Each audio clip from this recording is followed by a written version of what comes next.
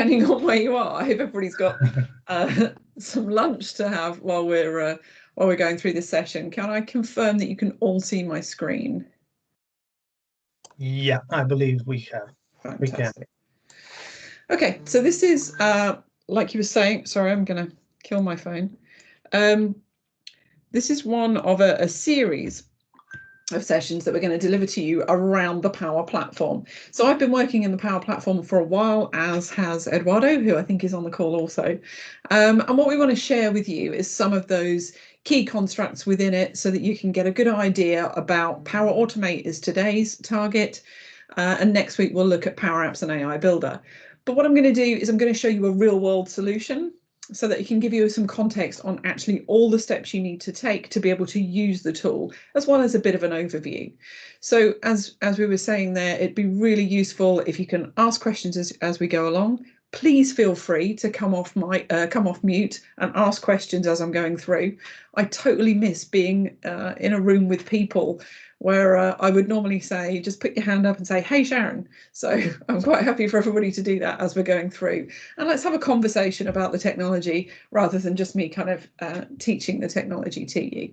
So let's tell you a little bit, here we go. A little bit about me. So I'm a business applications MVP, which means I'm specifically on the Power Platform side of the technology stack for Microsoft.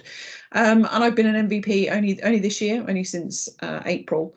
And I do a lot of work in the community, specifically around the Power Platform. So I run the Cambridge Power Platform user group, which has been running for just over a year. We have some fantastic sessions in there, and coming up next month, we've got April Dunham and Heather Newman talking about certain areas of the Power Platform. So I'm an evangelist of the Power Platform and Office 365, but I come from a SharePoint place. So I originated in SharePoint on-premise, and as Office 365 became more away from BPOS and a more useful platform, I migrated there too. So my experiences all come from the business process side of things. So what a business needs to do to collaborate better, to be more efficient, and to help teams to be able to get on and do the work they need to do. So while I'm a technical person, I'm very much from the business point of view. So the Power Platform community has exploded. And if it's not a technology that you've particularly been involved in at all, I urge you to nip onto YouTube and have a look. There are so many videos about this as a topic. And this actually is now a dated slide that we used last year in the Power Platform World Tour in Dublin. But the community itself around the Power Platform technology is over 1 million community members, and this is worldwide. And I think we're kind of getting to those numbers even within the UK at the moment. We have a lot of user groups, and it's a fantastically supportive community around the technology. And actually, the community is how I met Eduardo. Wow, it must be a year ago now, Eduardo, in Orlando at a community event. So it's great when we can get together too. But certainly, while this community exists, you can reach out to any of us on Twitter or LinkedIn with any questions about the technology, and one of us will jump in and help you. That's how strong this community is. And the real driver is to help get everybody on board quickly and get everybody developing in the technology, because the faster we get an uptake of the technology, the more Microsoft will develop it. And that's really what we're driving as a community. So the Power Platform itself, and I think this is the exact same slide, hopefully, that Eduardo showed last week, is split into these 4 areas. The new kid on the block being Power Virtual Agents, which Eduardo showed us last week. This week, we're going to have a look at Power Automate and how that fits in with the process automation side of things. But importantly about this slide is to understand that this is a top layer to what's underneath. So the power, certainly in Power Automate, is the ability to reach into the technology and to be able to leverage that technology. So Power Automate needs data sources to be able to make business process run. So there are a couple of sides to Power Automate. There are automated flows that we can run, which effectively replace the old SharePoint workflow. And then there is UI flows, which can be, which I'm not going to go into today, which can be used to automate in a macro fashion, like we used to build a macro in Excel. So it can do repetitive tasks that you would do in the real world across different technologies. We can now use it there. But largely, it's about connecting things together. So the data connectors and the common data service I'm going to cover, and the AI builder we're going to cover off next time under Power Apps. So I'm really going to cover the Power Automate, and I'm going to have a look at how we connect that data up. So to be able to connect up, we need to have some decent platforms under the hood. And like I say, while I come from a SharePoint background, you know, SharePoint really is the document management layer underneath Office 365. So we now are surfacing SharePoint within Microsoft Teams, and we have OneDrive as well with the synchronization client. But really, OneDrive is just SharePoint. So this whole collaboration environment that we've got for sharing and co-authoring documents and lists and information is what it is that we are tending to automate. So this is kind of your starting platform. If we're not using SharePoint as a data source, then we're going to be using something like the Common Data Services. Now, I don't know how much experience you have of this. So the Common Data Services, recently renamed to Dataflex and then backed out and now called Project Oakdale temporarily, while we come up with a new name, is an underlying database that sits within your Office 365 tenant. So think of this as more like a SQL database that has predefined tables and structures and links together for that. So it's a fully relational transactional database. And what that does for us is that allows us to be able to define entities and relationships in data and then use Power Automate to update or to retrieve that data based on the business process that we want to run. So the Common Data Services, as I'm going to keep calling it until they come up with a new name, is a really powerful integrated database. And the integration part is the most important. Now, the nice thing that you can do with this as a data set is you can set up specific environments with different databases. So we can have Power Automate and Power Apps looking at data within a production environment, within a test environment, within a dev environment, or as we're showing on this slide, it could be cross-region, or you could have a full ITIL style environment layering within each tenant or subtenants, etc. So, you know, it's really powerful to hold the data either within SharePoint or within the Common Data Services if it's not a document or something that's easily going to fit into a SharePoint list. So it's a more scalable and relational option for your data to be held. So the way that Power Automate specifically is going to access the data is through connectors. So we have hundreds, and I think we're just over 300 connectors now in Power Automate, and they're the same connectors for Power Apps as well. So these connectors are defined in the background, and you'll see familiar things on here such as GitHub. You know, we've even got there's Facebook and MailChimp and Twitter and all the kind of familiar things, as well as the more popular ones for accessing the data, such as SQL. We have Azure SQL, we've got Dropbox, we've got, you know, all the Google connectors are in here too. And the other thing that you can do is create your own custom connectors.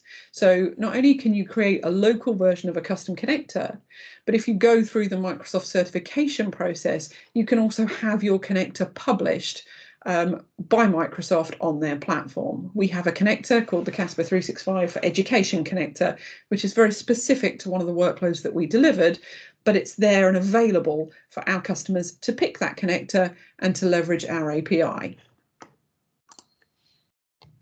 And of course, all this works within the Graph API. So what we're looking at is how do we use all of these connected technologies such as Office and Teams and all of the information that is held in a Delve-esque style, how do we bring all of that together and automate it easily and quickly? So the standard the standard Power Automate license is going to let you leverage things like SharePoint and the Office technologies, email, to do, Teams, tasks, all of those things fit within a standard license that you can get around Power Automate. So largely, if your organization is using a business premium, or is that business standard now? Who knows? Type of license as well, or the equivalent in an enterprise world where it's like an E3 or above, you're going to have the technology out of the box to be able to do some of the Power Automate tooling that connects these types of Graph API linked technologies together. On top of that, there is another level of licensing, and I won't go too much into licensing because it changes a bit too frequently to be able to put it in a recorded session. But the licensing allows you to then add on and use the premium connectors as well. So what I'm going to show you today does use a premium connector, so you will need to look at the licensing around that.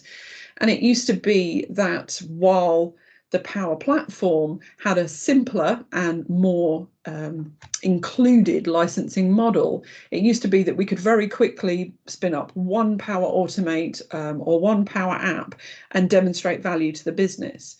The new licensing model just means that we need to extend that. So we probably need 4 or 5 business projects up and running to be able to demonstrate the value of the additional license cost if we're going to use those premium connectors, so connecting to Azure SQL or any of those kind of external databases.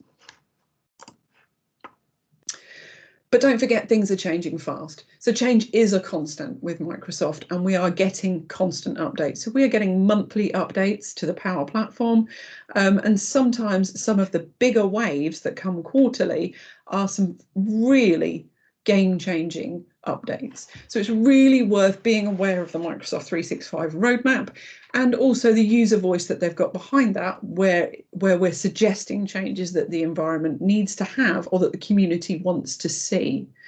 Now, the nice thing about Microsoft in recent years is that they're actually listening. A lot of the stuff that ends up on the Microsoft roadmap has come from user voice. So if there is something that you want to see in a technology, it's worth getting some of the Power Platform or business application MVPs on board so that we can drum up some interest and get your features to the top of the list and actually get things deployed. So the roadmap isn't just there to inform you of changes, but it also is there to see when your changes are coming live. And it's really quite a collaborative process these days. So back to what I'm going to talk to you about today. So my mantra is literally getting to value faster. So the one thing about the Power Platform that I enjoy most is that within an hour, you can have made a massive step in business process automation.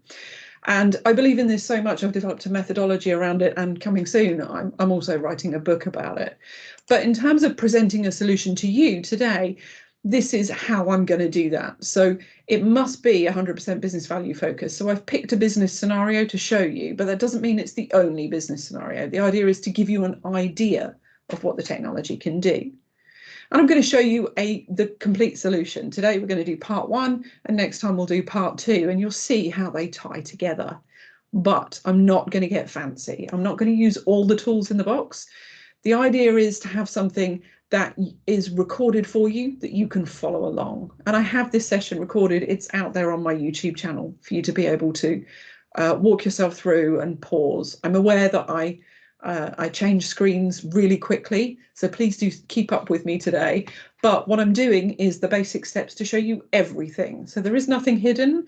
And if you follow along with me, by the end of today, you'll have the same flow that I have. And again, that's for you to add the flavour to that. I'm really going to show you just the vanilla. So let's get into this this particular space that I'm trying to address. So what we were looking at to come up with this as a solution is the idea that Teams is there to create communities. And within a business setting, what we mean by that is something that works together as a team, something that allows us to look specifically at a workload or a business process and gets you to value faster, gets the team more efficient, more productive, more collaborative. So we looked at the contract management document lifecycle. So where we found that a benefit could be made is this horrible process that a lot of companies go through, where they have many complex documents that they're trying to create as contract documents, and every time one has to be created, it's a very manual process. So for a contract, the first thing you do is create the contract. So you might have a company's company's house data, the official legalese that needs to go into the contract, that needs to be fitted. But actually the contract itself is a live template that is iterating, that is changing. So creating the document, and that's the bit we're going to look at today, is the first step. What then tends to happen is once the document has gone out into the world, it tends to change. It takes a life of its own. But this really isn't part of the process. So this is where the document is getting passed forwards and backwards between you and your supplier or the contracted entity, and it is changing and it is taking on a new life. Then finally, when you come to an agreement, and that could be 2 minutes or 2 years later, a complete contract is then usually a PDF scan, or maybe it's gone through DocuSign and everybody's signed it. So the next part of the puzzle we're going to look at is what happens when that document comes back. And we're going to address that with Power Apps, and we'll do that next week. And then also the part where we need to know when a contract needs to be renewed. So really, we're going to look at the create piece today. So we've broken this down into 3 separate deliverables. Firstly, we need to create a contract using SharePoint lists in Teams and using Power Automate to fill in the blanks. And that's what we're going to deliver today. And next week, we're going to look at a Power App to take that final PDF and to convert it to the real data into a list so that we can then look at expiry and then get a notification when something is, in fact, expiring. So it's a really simple business requirement, and we're just going to carry on and walk through that. So part 1 then, contract creation. So what we need to do, so these documents are often like 17-page documents, and you've got to fill in just some standard pieces like the company name and the company number, and the address and who's going to sign it. But the documents themselves change regularly, so it's important that you have the most up-to-date version of that document. So typically we're talking about a statement of work or some terms and conditions, or maybe some kind of NDA agreement between you and another company. So we're going to use Power Automate, and we're going to use the Populate a Word Template Premium Connector, which is one of my favorites. We use it a lot. There are other third-party connectors out there, like I can't remember what it's called, Encodian, that will do the same job, but with more HTML. So there are some more flexible versions of it out there.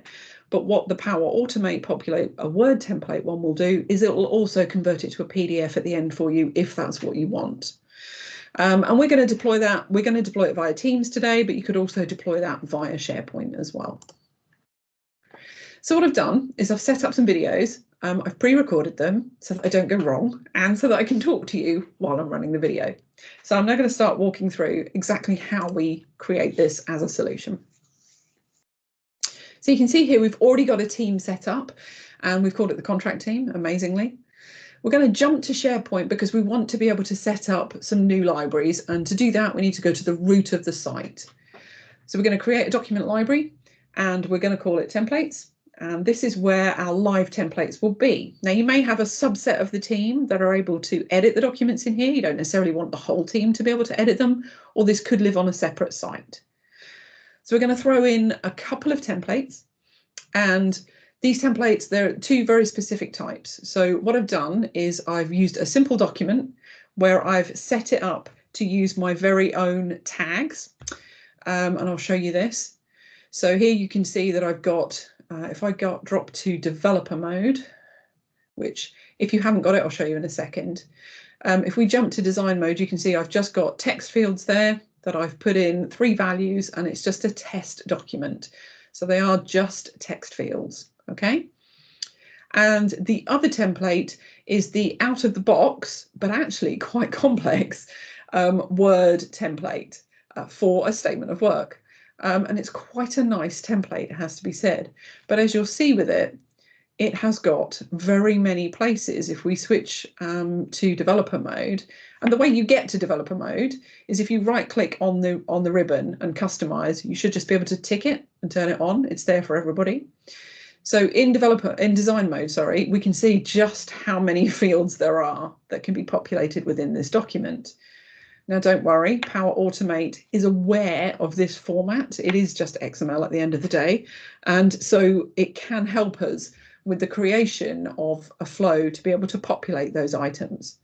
So the next thing we're going to do is we're going to create a document library to put in the completed, even if I can't spell, the completed contracts, which is where the document's going to go once we've created it. And then the last thing that we need is we need a list to be able to put the details into. So we now need to know what information we're going to fill in to the document. So we'll just create contract details, and then we just need to add a couple of columns in SharePoint to be able to put that data into. Now I'm just going to use single lines of text just to keep this, like I say, a very vanilla demonstration of what we're doing. So let's have company name and contact. Let's add that in. And that just gives us some data to be able to populate that we can see populating in those documents that we've created. So this is a setup really to be able to configure the Power Automate to now use these assets that we've already set up. Hopefully everybody's with me so far. So let's look at the flow itself. So if we jump to Power Automate and we create a flow, we'll call it an automated flow. I generally skip this bit and pick my own triggers. So a flow works with a trigger and then following actions. So the first thing we need to do is say, what is going to happen that's going to make this flow run? And so we are going to look at a specific list, which is going to be the list where we're putting the contract details. So we're going to pick the contract details list, and there's some extra stuff that we could set up in there if we wanted to. And then we're going to find the connector, then we're going to find the word connector that's actually going to create that template for us. So it's actually this one here, populate a Microsoft Word template, which as you can see is a premium connector. And we're going to point to our templates location. So it's in our contract team. And we then pick the document library, which was templates, and then the file itself. Now it's interesting that you shouldn't use the dynamic content here. You should pick this folder, which will then allow you to pick the individual document. And here comes the magic. So when we picked the complex document, it automatically found all of those fields that could be created for us. And the same with the simple. And you can see the simple's only got 3, whereas the other one has got very many. So we'll start with the simple one, and we'll just put in those values that we're going to be putting in the list. So let's put in title. And then what we're going to say is populate. So once we've populated the Word document with those details, we then need to create a Word document from the output of the previous step. So for those of you who haven't written a flow before, they work very simply in that they go from the top to the bottom. And when they get to the bottom and either are successful or fail, they stop. And that's literally how a flow works. So we're going to point, I don't think that's the correct site. We're going to point to the correct site. And we're going to place this into the folder that we created in contracts. So you could have subfolders if you want them, but we're just going to do this really simply. And we're going to do a file name that just contains the company name. I'll show you a little eccentricity here. So as you can see, I've had to put contract.docx on the end, and it is important that you put that on, otherwise you're just going to get a text file. But Power Automate has this small bug in it such that when I save this, that's going to disappear, and I'll show you that in a minute. What we need to put in the file content then is the output of the previous action. So what we're going to do is we're going to rename the previous action so that we can see it very clearly on the dynamic menu. So we're going to call this add my values to the document template. And then here, when we pull this down, we can see add my values to the document template. That's the action we want, and that's the content that we're looking for. So this is a really simple flow. So when somebody creates or modifies a record, we are just going to use the template, which is just the statement of work, or rather the simple document, and we're going to populate it. and we're going to call it the company name and then contract.docx.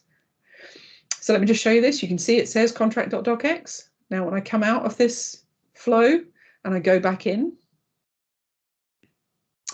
you'll notice that it's gone. So we have to put it back again. Now, I get this all of the time. I know some people that don't get this, but it's worth knowing that it's there in case that happens to you. So if I go back in again now, you'll see it stayed. So for some reason on first save, it just takes that out. I don't know why. So if we jump back to the list, the contract details list, and now put something in that list, it should trigger this flow to run. So let's do some testing. So here's the flow, and we're now going to jump to the details list and add a new record. We'll keep it nice and simple. Sharon's Flowers, contact name, we'll put me because I can remember that, and then we'll hit save. So that's just a very simple list item.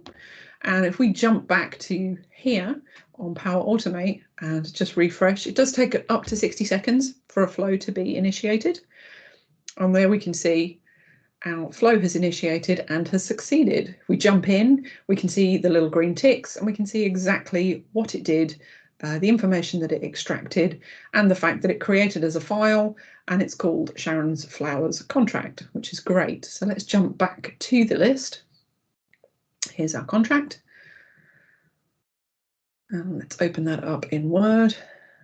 And hopefully we should see those values that we put in. So, and that's exactly what we put in the list. And that's created roughly 1 to 2 minutes after putting that data in the list. I say 2 minutes because it usually takes 60 seconds to create the Word document itself, and it takes about 60 seconds for a flow to kick off. Nicely, you don't tend to notice that when you're in a Teams environment and you're switching between tabs. It's a couple of refreshes and that document will appear.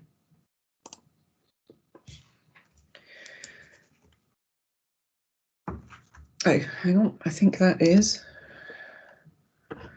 the same one again.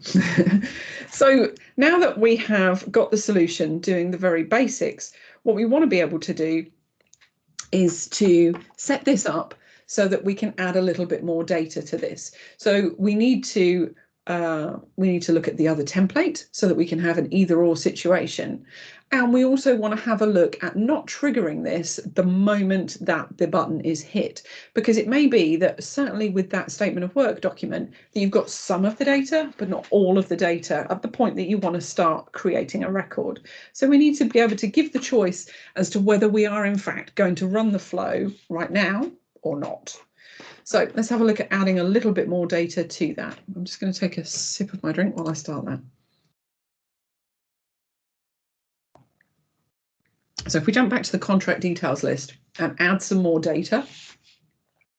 So let's add a choice field for the type of document that we're picking. Now, obviously, when you put this in a real life solution, you might have 10, 20, 50 different templates. You're not going to use this particular method. You might use case statements, or you might use a different flow for a different type of document because you need to take different actions. For this one, we're just going to say that we have the ability to pick whether it's a statement of work or whether it's the sample document. And we're also going to use a create now option to say, yes, do it now, or don't do it now.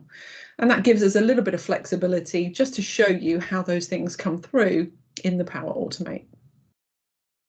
Now, jumping back into the Power Automate, let me just click onto the next one. Oops, I don't know why that keeps starting that. We now need to update this to be able to take those two considerations into account. So these actions that we have need to now sit behind an if statement. So the way we do that is we add in a control that is a condition. So we'll put in an if to say whether or not those, if we've picked a certain template, let's start with that one. So first one we're going to do is whether or not we're creating it now. So if create now is true, then we're going to create. And in the yes statement, we need to then put in another condition to do the second part of if that document type is the right one. Now, one thing to note here is that we're going to pick document type value rather than document type. Otherwise, you will just get the field, and we don't want that. We want the actual value. Excuse me. So we're going to say if the document type is the simple one, this is the stuff we've already created. So we're just going to drag these in. And then we're going to use the negative of that. So if it isn't the simple one, we've only got 2, so we don't need any other conditions than that. So we're going to copy both of these and we're going to paste them into the no. And then we're going to be very careful to make sure that we change those to be referencing the details correctly and putting into the right places the content that we develop. So you must make sure that we're calling back to the right statements in the flow to bring that information forward. One thing to note at this point is that you can see that I don't put anything into the negative condition of are we creating this now? Because like I said, it will come down to this statement and it will say, are we creating this now? No, and no is empty. The flow will simply finish. And that's what we're looking for at this point. Apologies, don't know why it does that. So then we need to test our condition. As you can see in here, I've put in the correct Word document. I'm just going to pick that again because what we need to do, here it is a create statement of work one. So where we are creating the document using the different template and mapping the different fields in each of those statements, we just need to make sure, like I said, that the one we're creating our own document, it's calling the correct one that it needs. So we've now set the Power Automate up correctly. We're going to jump to the contract details. You can see I've added some details in this one. And I've left it at no. If I now change that to yes, and it's set to statement of work, which is not what we had before, we had the simple one, we can jump into here and watch this flow run in real time. Like I say, it'll take 60 seconds. So I'll just refresh that a couple more times and we should see that start to appear. Here it is. So now it's running. And again, 60 seconds later, that's actually going to give us a result, which has succeeded. So we can see in the condition was actually true. So we did say create it now. And the input was false. So it wasn't a simple document. So it went down the create a statement of work route. If we refresh this, then we should have a statement of work, which we have. And if we have a look in here, you'll see that I completed it to put the fields in a couple of areas. Now, I'm not quite sure which fields I put that into, but we can very quickly search within the document to find it. So if we look for Sharon, we can see there's my name, which was the contact. And if we look for Sharon's, we should get the flowers solution. And so Sharon's flowers is down here. So you can see it's working perfectly. It's found the locations and it's started to populate those documents. And it's created us a really useful document here. Now, if we were to want to test out the other side of that result, we would need to just test it using the other values, or we could show you how it works when we have no switched on and what that flow run looks like. So if we just enter another set of details and we say this one's clearly not ready and we need to go and get some more data, and we're going to leave regardless of what we choose here, we're going to leave create now as no. So if we hit save and then we jump back to Power Automate, hit refresh a couple of times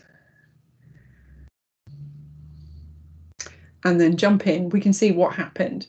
So the input was false, which means it never went down the if yes tree at all and it just ceased. So that's completely correct. If we jump in, we can see that we have nothing in here. If we just refresh, nothing appears. So if we then go back into that record and we now edit it, we would be able to switch this to yes and hit save and it would run. And now ideally, I would also have changed the values, but I didn't. So we're going to come back to the flow, hit refresh. There we can see it running and now it's succeeded. So jumping in, we can see that yes was ticked. So it's come down the branch. And this time we went down the simple side, so we should have a simple file created. So if we jump back to the contracts list and refresh, we now have a not ready contract. which, like I say, we should have updated potentially. Let's open that in the app to have a look, and that should be completed with the details. Not ready, complete this. Brilliant. Okay, so it works. It does exactly what we want it to do. Now, we can extend this much further, and we could have made this much more intelligent. But the idea today, the one that I wanted to get across to you, is how we can then surface this within Microsoft Teams to make it really easy and seamless. And, you know, the technology is completely hidden from the Teams users, but in the background, we've got this lovely, lovely flow running. So what we're doing here is we're adding a couple of tabs to the contract team. So we're going to have completed contracts, which is where the final contract will arrive. Excuse me. And we're just going to point to that SharePoint document library. And then we're going to point to the SharePoint list that gives us the contract details. So this is all the end user needs to see, ideally the other way around. Perfect. So that the first thing they do is they come here, they know they put in the contract details. So we're going to add a record for them.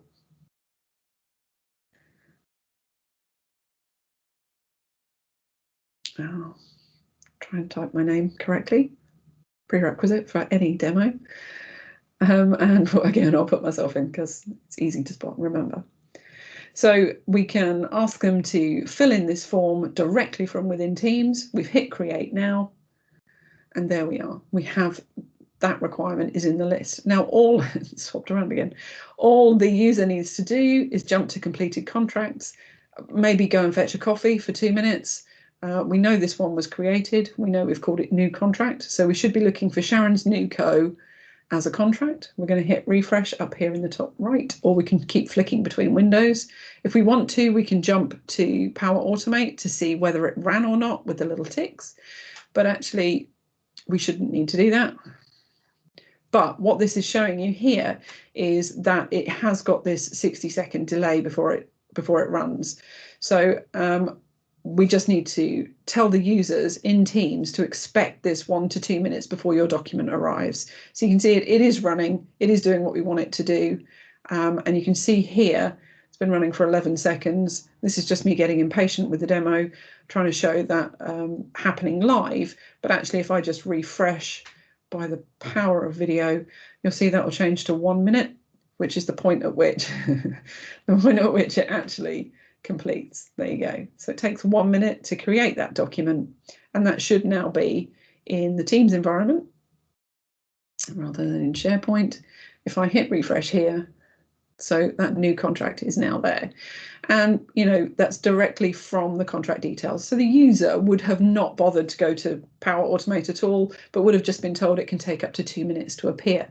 So all I've done as an end user is I've gone to the list in Teams, I've added in some details for that contract, and hey presto, 2 minutes later, after I've got my coffee, I have this long and complex, most up-to-date version of the document completely filled in with the data that I've put in that agreement details list.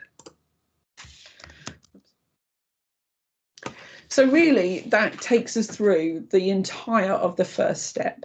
So now we have, as a contract team, rather than which template do I use, you know, which is the most recent one, I've emailed it to you, you've emailed it to me, it's the one with the thing in the right-hand corner. We have a templates team looking after the templates document library to make sure that the statement of work in there is the one the company wants to use with the new logo or the new address, etc. With that in place and with the Power Automate in place, we literally have the ability for that team to very quickly create very complex documents with personalized data. And this is a real time saver, certainly in my organization, where we spend a lot of time with statements of works and contracts and making sure that the data is correct. So with a very little amount of team management, this is a super powerful time-saving solution. And with that, I'm going to open it up to questions. And I realise that I've taken 40 minutes, so we've got maybe 20 minutes to have a quick chat about this. I'd love it if you came off mic, or if anybody's got any questions or anything you want to talk about around that solution or how to use Power Automate. You can also, whoops. Oops, sorry. You can also use the chat if you want to ask the questions.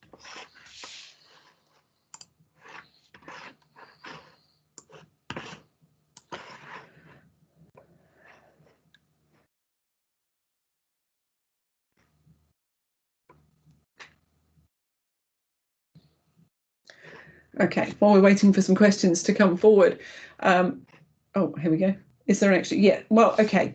So it is split into two now. So if you want to use a premium connector, there is a second license that you need to buy. So there's a lot of out-of-the-box connectors. So if you're taking list data and you're doing some process automation on it, so for example, approval processes, if you're taking information from a list, taking it to another person and saying, is this okay? You know, any of those activities are out of the box features. I've shown you a premium one because for me it's a really powerful business one.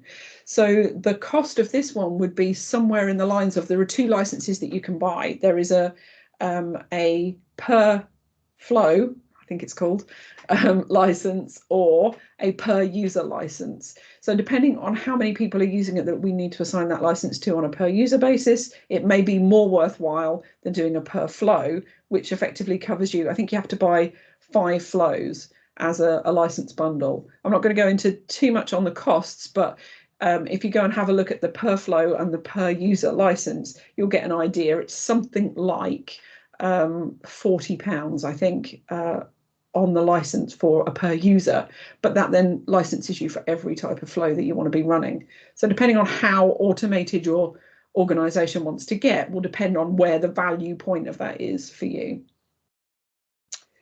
Can this workflow be done through an MS form? Absolutely, yes. If you had a Microsoft form as the front of that, taking the data in, then the flow has a trigger that says when a new form is created or when a new entry on a certain form is created. And we could have done exactly the same process, but with a Microsoft form at the beginning. Yes, totally. Can I extend this to other MS documents like PowerPoint and Excel, etc.? I haven't done. I've only played with the word connector. But if you can imagine that there's definitely an Excel add data to the list. And I don't know about PowerPoint, but PowerPoint is a valid extension. So it's a Microsoft Office product.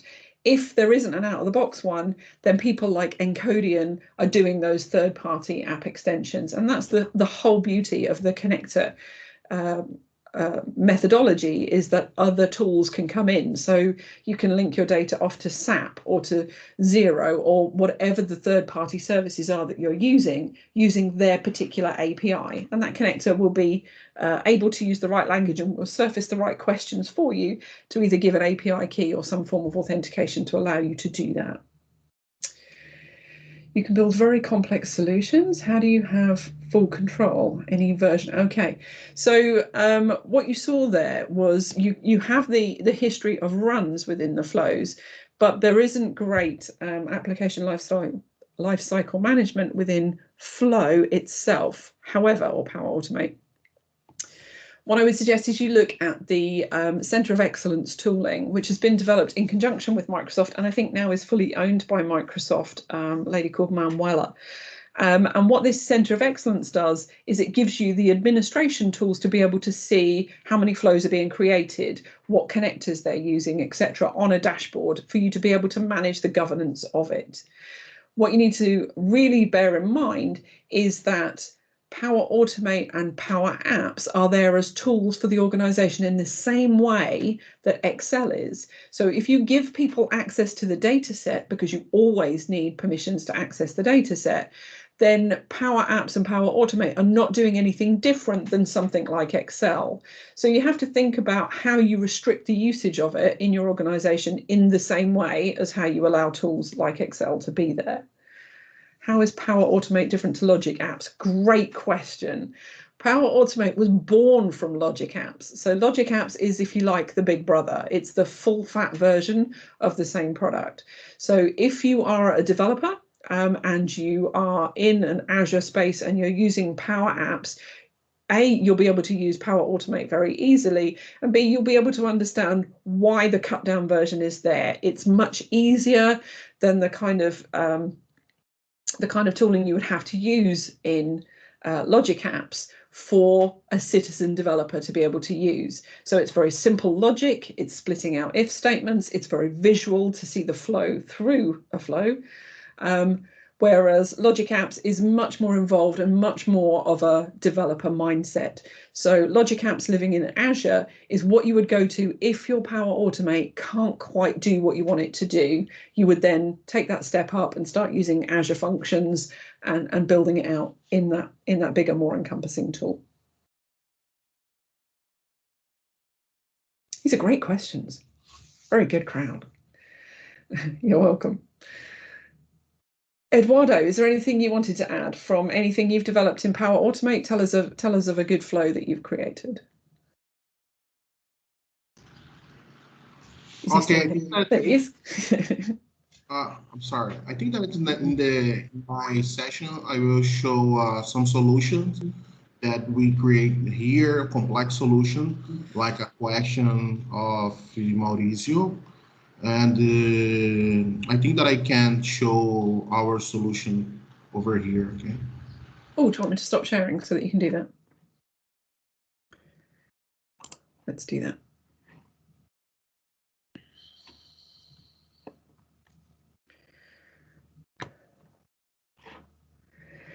So what I've shown you today, while Eduardo's doing that, is a relatively simple process where there aren't that many ways that it can extend, whereas flows themselves can get massive. We have a limit, don't we, Eduardo, on the number of actions, which I can't think of off the top of my head. But largely, sorry? I think that's 200. Okay, so it can get really complex, which is where you can go with if statements, and you can branch out and do switching logic to different cases should you need to. Okay, Eduardo, what have you got to show us? Okay, I don't know. I have to look for that. This question. So, has anybody in the session used Power Automate already? And what kind of results have you got from that?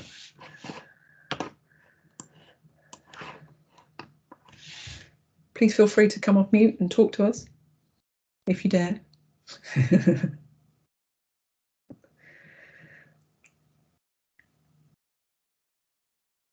Okay, is there anybody out there that can see the business benefit? Oh, reminder emails. Okay, yep, that's a good use.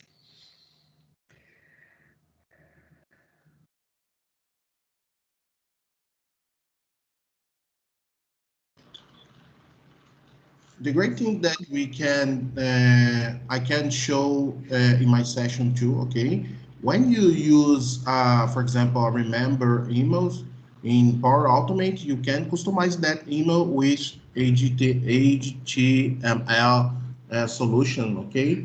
I can bring this example in next session, but you can see that in my channel on YouTube, but the video is in Portuguese. I think that you can see how I do that, but it's in Portuguese, not in English. Ah. Oh, new question. Does it integrate with Dynamics? Absolutely, it does. So Dynamics 365 uses the Common Data Service, or whatever it is we're calling it these days, as a data source. So when you start a database in the Common Data Service, it has all of the entities pre-configured for Dynamics 365. And this really is the power of that, is that already you will have contacts and contracts and accounts and leads, etc., as a data structure. So it's there for us to leverage in other solutions if we're already using Dynamics 365, but we can automate, for example, in Dynamics 365, for my organization, if an inquiry comes through a Microsoft form that is placed on our website, which is a public-facing Forms Pro, which I believe isn't called that anymore either, but if an inquiry comes through that form, on creation of that item, we then have a flow that writes that as a lead into Dynamics 365 for us. So we can both automate the information into D365, and if we want to have a look at when an opportunity is completed, for example, it's just finding the list in the Common Data Service that has the trigger that has in fact been completed, that you get the automate to watch. So you say, on change of this particular value, ring the bell or inform the team or send an email to someone. So yes, if the common data service can act as a trigger, and also can be in as an action for us to write into if we want to.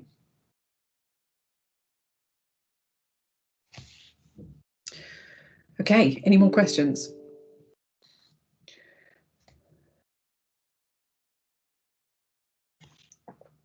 So some of the stuff that I often get asked around Power Automate is, how do you build a solution that takes into account all of the business systems that we have?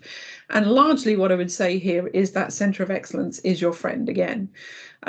If you were to look at that you still need an infrastructure map of what systems you have in your business and where your data is stored.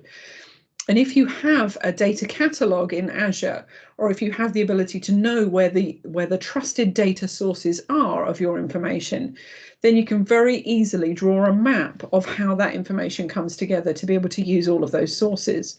But there are also tools. There's now a Power BI report that comes with the Center of Excellence that shows you which connectors are used most frequently, how many of them are in use, how many calls there have been to a particular flow action, and all of this stuff that allows you to govern it nicely.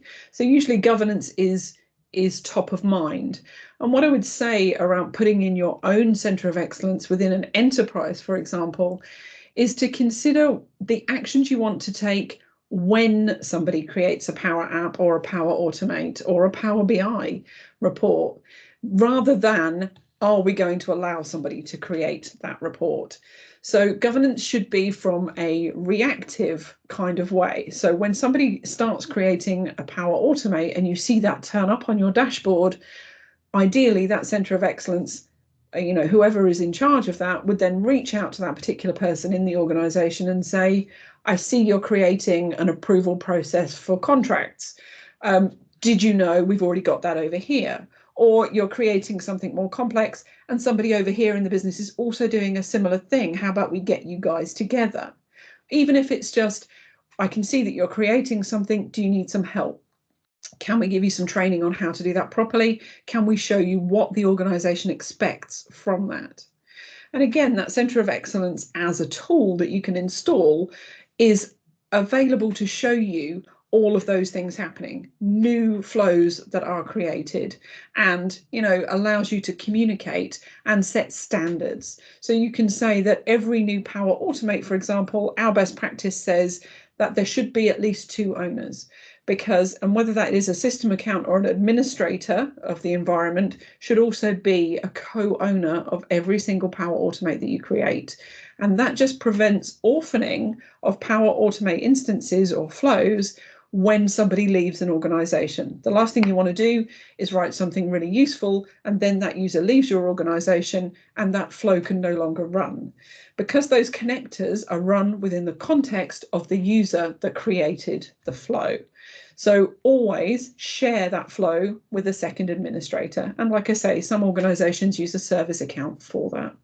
So that's usually the kinds of questions we're asked around best practice and governance for that. Okay, we have an entire 5 minutes to spare. Hugo, did you want to jump in and talk about your next sessions that you've got coming up? Thank you, Sharon. Thank you very much. This was an amazing presentation. Before we finish this session, I want to let you know, everyone, next week we will have actually a 3rd session of this series. Sharon is going to talk. It's going to be a second part. He's going to talk again about the contract management solution. And the link is going to be, the link is going to be in the chat, so feel free to register again. And also this Friday, we will have the 2nd session of the security series, talking about the Secure Your Azure workloads in the nutshell. I included again the link in the chat so you can register this one if you are, just in case, if you want to learn more about the security on Azure. And then lastly, I would like to everyone, whoever have time, to use like 1 or 2 minutes just to fill the quick survey, which we have on the weekly basis, just for us to get some kind of feedback. And so later on, we can, of course, improve our Cloud Lunch and Learn sessions. I want to thank Sharon once again for delivering this great session. Thank you, Sharon. And of course for Eduardo as well. And thank you everyone to joining us. And please, once again, if you want to touch base with us, you can use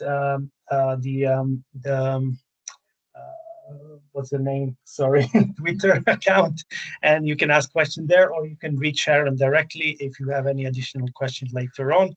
And I wish you all a great day and hope to see you on Friday and of course next Monday. Again, just to add to that, I'd love to connect with any of you. Reach out if you've got any questions, or just connect with me on social, and let's keep up to date with everything you're creating. See you next week. See you. Bye, everyone.